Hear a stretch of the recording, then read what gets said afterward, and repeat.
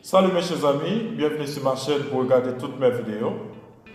Tout d'abord, je tiens à remercier tous ceux et celles qui ont déjà aimé au moins une de mes premières vidéos et qui sont abonnés à ma chaîne pour toutes mes nouvelles vidéos. Ça m'a fait plaisir et ça m'a donné l'envie de faire d'autres vidéos. Alors n'hésitez pas à me commenter et abonner à la chaîne pour toutes les prochaines vidéos. Alors aujourd'hui, nous sommes en route pour un autre sujet. Ce sujet concerne le droit pénal spécial. Ce sujet, ce sont les trois types de violences assimilables aux voies de fait. Vous savez, une voie de fait, c'est lorsqu'une personne a utilisé volontairement la force contre une autre personne. Ça peut être une agression physique, utilisation d'une arme à feu contre cette personne. Premier type de violence assimilables aux voies de fait, ce sont les violences contraventionnelles. Deuxième type, ce sont les violences correctionnelles. Troisième type, ce sont les violences criminelles. Les violences contraventionnelles ayant rapport au tribunal de paix dans ses attributions de simple police. La quatrième classe de contravention parle de voies de fait. C'est dans l'article 402 du Code pénal. Il dit que toute voie de fait qui n'auront occasionné ni contusion, ni blessure, seront punis de 5 à 20 jours d'emprisonnement et une amende de 5 à 25 gouttes. Alors, 5 gouttes, 25 gouttes, ça paraît très peu, selon la réalité aujourd'hui. Mais vous savez, le Code pénal a été rédigé depuis 1835.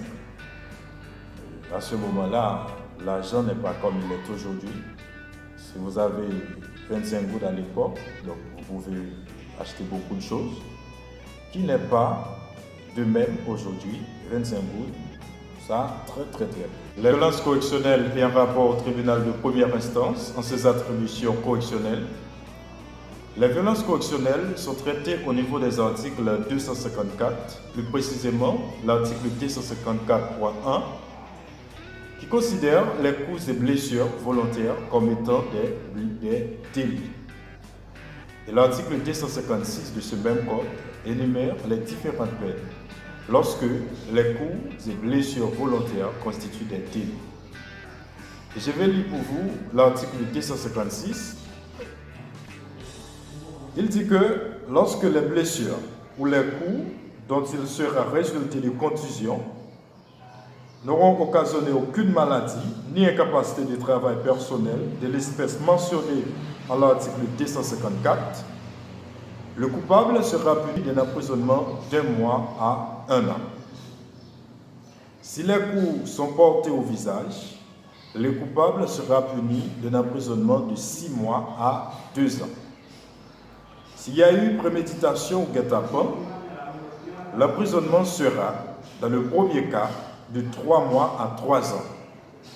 Et dans le second cas, de 1 an à 3 ans. Les violences criminelles ayant rapport au tribunal de première instance en ses attributions criminelles. Les violences criminelles sont aussi traitées au niveau des articles 254, plus précisément l'article 254.2 du Code pénal. Il dit que si les blessures et les coups sont occasionnés une mutilation, une amputation ou la privation de l'usage d'un membre, la cécité, la perte d'un œil ou d'autres infirmités permanentes, la peine sera celle de la réclusion, c'est-à-dire de 3 à 9 ans d'emprisonnement. Et l'article 255 peut dire, s'il y a eu préméditation ou guet-apens, la peine sera, si la mort s'ensuivit, celle de travaux forcés à perpétuité. Un grand merci à vous parce que vous avez pris quelques minutes pour regarder la vidéo.